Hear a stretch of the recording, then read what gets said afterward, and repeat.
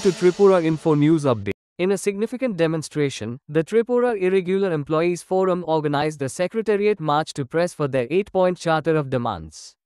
The employees gathered in large numbers, seeking immediate resolution to their long-pending issues. The march aimed to draw the government's attention to their grievances and push for necessary action. Authorities monitored the situation closely to ensure a peaceful demonstration. Hear what they had to say about the march. রাজ্যের 40 লক্ষ অনিয়মিত কর্মচারীদের দাবি দেওয়া নিয়ে ত্রিপুরা অনিয়মিত কর্মচারী মঞ্চ মহাকরণ অভিযানে সামিল হচ্ছে। রাজ্যের মুখ্য সচিবের কাছে 40 লক্ষ অনিয়মিত কর্মী এবং আংশিক সময়ের কর্মীদের দাবি সনদ তুলে দেওয়ার জন্য। আমাদের যেটা মূল দাবি হচ্ছে, সমস্ত অনিয়মিত কর্মচারীদের অবিলম্বে নিয়মিতকরণ করতে হবে। নিয়মিতকরণ সাপেক্ষে অনিয়মিত কর্মচারীদের সমকাজে সমবেতন দিতে হবে। যে সমস্ত আংশিক সময়ের কর্মী আছেন, যাদের 10 বছর পূর্ণ করেছেন, তাদেরকে অবিলম্বে অনিয়মিত কর্মীর স্বীকৃতি প্রদান করতে হবে। যে সমস্ত অনিয়মিত কর্মচারী ইতিমধ্যে শূন্য হাতে অবসরে গেছেন, তাদেরকে এককালীন 10 লক্ষ টাকা ক্ষতিপূরণ দিতে হবে। যে সমস্ত অনিয়মিত কর্মচারী মারা গেছেন, তাদের প্রত্যেকের পরিবারকে 10 লক্ষ টাকা ক্ষতিপূরণ দিতে হবে। আমরা দাবি করছি, অনিয়মিত কর্মচারীদের জন্য যে স্কিম ছিল 2006 এবং 2007-এর স্কিম, সেই স্কিম 31শে জুলাই 2018-তে বাতিল করা হয়েছিল। আমরা দাবি করছি অবিলম্বে অনিয়মিত কর্মচারীদের জন্য স্কিম পুনরায় চালু করতে হবে।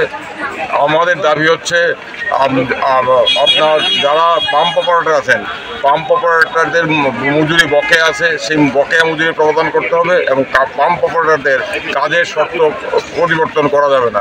এই দাবিগুলো নিয়ে এই রাজ্যের অনিয়মিত কর্মচারীদের দীর্ঘদিনের দাবি। তারা দীর্ঘদিন ধরে বঞ্চিত, তাদের প্রতি বিশ্বাসঘাতকতা করা হয়েছে। আমরা শুনেছিলাম 2017 নির্বাচনের পূর্বে ঘোষণা করা হয়েছিল, যদি নির্বাচনে সরকার বদল হয় তাহলে নতুন সরকার এসে আগাম সমস্ত অনিয়মিত কর্মচারীকে নিয়মিত করবে। সেই প্রতিশ্রুতি আমাদের অনিয়মিত কর্মচারী বন্ধুরা অনেকেই বিশ্বাস করেছিলেন, কিন্তু আমরা দেখলাম সেই প্রতিশ্রুতি তো রক্ষা করা হলোই না। উপরন্তু 2018-র 31শে জুলাই আমাদের অনিয়মিত কর্মচারীদের জীবনে একটি ভয়ঙ্কর কালো দিন। কারণ ওই দিন অনিয়মিত কর্মচারীদের নিয়মিতকরণ করা, পার্ট টাইম কর্মীদের 10 বছরের পর DRW করা, পার্মানেন্ট লেবার, ক্যাজুয়াল লেবারদের ফার্ম ওয়ার্কার করার যে সমস্ত সার্কুলার স্কিম 2006-07 সনে চালু করা হয়েছিল, সেগুলো বাতিল করা হলো। বাতিল করে প্রদত্ত সার্কুলারে বলা হলো যে কিছুদিনের মধ্যে আরেকটি স্বচ্ছ স্কিম তারা রূপায়ণ করবেন। কিন্তু 2018-র পর 7 বছর কেটে গেল, এখন অবধি নতুন কোনো স্কিম গ্রহণ করা হয়নি। উপরন্তু গত 7-8 বছরে একজনও অনিয়মিত কর্মচারী স্থায়ী হননি, নিয়মিত হননি এবং আমাদের সরকারি দপ্তরগুলোতে হাজার হাজার শূন্যপদ খালি আছে। সেই সমস্ত শূন্যপদের দায়িত্ব পালন করছেন অনিয়মিত কর্মচারীরা সমকাজে সমবেতন থেকে বঞ্চিত হয়ে। অনিয়মিত কর্মচারীদের জীবনে নিরাপত্তা নেই, রিটায়ারমেন্টের পর পেনশন নেই, কিচ্ছু নেই। যারা অবসরে গেছেন তারা শূন্য হাতে গেছেন। ভারতবর্ষের ইতিহাসে এই ধরনের ঘটনা খুব কমই আছে যে 35 বছর ধরে অনিয়মিত অবস্থায় চাকরি করছেন, নিয়মিত করা হচ্ছে না।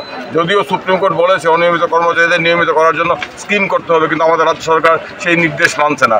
এই সমস্ত বিষয়গুলো নিয়েই আমরা ত্রিপুরা অনিয়মিত কর্মচারী মঞ্চ আজকে রাজ্য মুখ্য সচিবের কাছে ডেপুটেশন দেব। আমরা আশা করব অনিয়মিত কর্মচারীদের প্রতি সরকার দায়িত্ববান হবেন, তাদের যন্ত্রণা, তাদের বঞ্চনার জন্য তারা বঞ্চনা প্রতিকারের উদ্যোগ গ্রহণ করবেন। আমরা এই আশা নিয়ে মুখ্য সচিবের কাছে যাব। আমরা শুনব মুখ্য সচিব কী বলেন এবং আমরা এটুকু বলতে পারি, যদি আমাদের এই আন্দোলন অনিয়মিত কর্মচারীদের দেওয়ালে পিঠ থেকে দেওয়া অবস্থা দেখেও সরকার সম্বিত না ফিরে, তাহলে আজকে শেষ নয়, আগামী দিনে আমরা আরও বড় আন্দোলন করব। আমরা শেষ দেখে ছাড়বো, কারণ আমাদের সামনে ভবিষ্যৎ অন্ধকার। এই ভবিষ্যৎকে আলোকময় করার দায়িত্ব আমাদেরকে গ্রহণ করতে হবে। 7-8 বছর ধরে আমরা কেঁদেছি, আমরা যন্ত্রণায় বিদ্ধ হয়েছি, কিন্তু আমাদের কথা কেউ শুনেনি। আমরা আশা করেছিলাম গত বিধানসভা নির্বাচনে বিধানসভার অধিবেশনে অনিয়মিত কর্মচারীদের বিষয়টা নিয়ে আলোচনা পরিবর্তন হবে।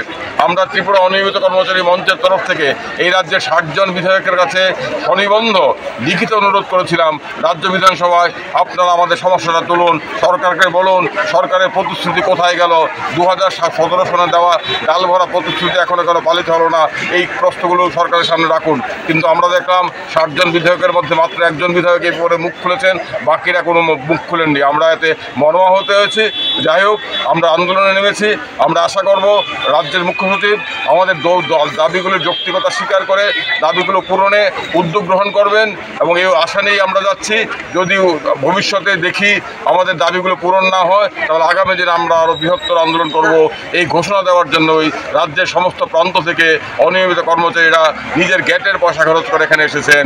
Subscribe to Tripura Info and press the bell icon so that you never miss any latest updates and news on Tripura.